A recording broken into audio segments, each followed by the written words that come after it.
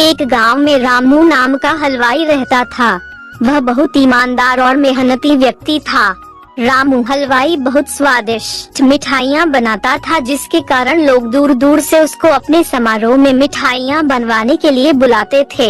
एक बार पास के गांव के मुखिया के यहाँ शादी का प्रोग्राम था, जिसमें रामू को मिठाई बनाने के लिए बुलवाया गया।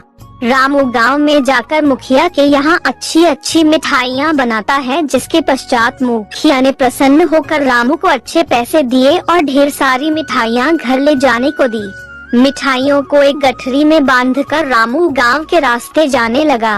रास्ते में एक घना जंगल था और रामू को शाम भी हो गई थी और रामू जंगल से जा रहा था कि तभी अचानक रामू के सामने एक चुड़ैल आ गई। रामू चुड़ैल को देखकर बहुत डर गया, फिर डर के मारे वहीं रुक गया।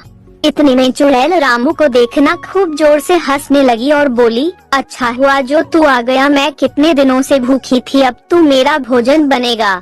डरते हुए रामू बोला, यदि आप मुझे खा लोगी तो मैं कभी भी अपने गांव नहीं जा पाऊंगा, और मैं गांव में नहीं जाऊंगा तो लोग समझ जाएंगे कि मैं इस जंगल से आया था और तुमने मुझे खा लिया तो तुम्हें हमेशा ही भूखा रहना पड़ेगा।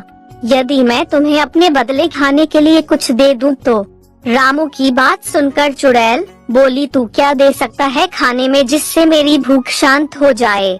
तो फिर रामू ने गठरी में बंधी हुई ढेर सारी स्वादिष्ट मिठाइयाँ चुड़ैल को दे दी। चुड़ैल बहुत भूखी थी तो उसने उसी समय मिठाइयाँ खाना शुरू कर दी।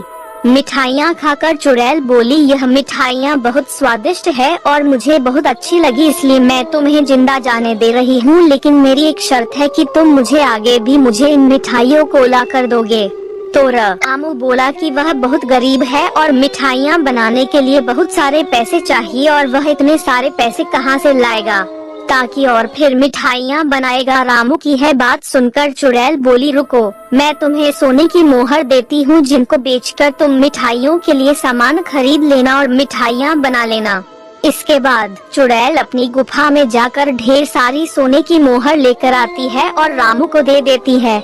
रामू सोने की मोहर देखकर आश्चर्यचकित रह जाता है और वह चुड़ैल से मिठाई लाने का वादा करके अपने घर चला जाता है।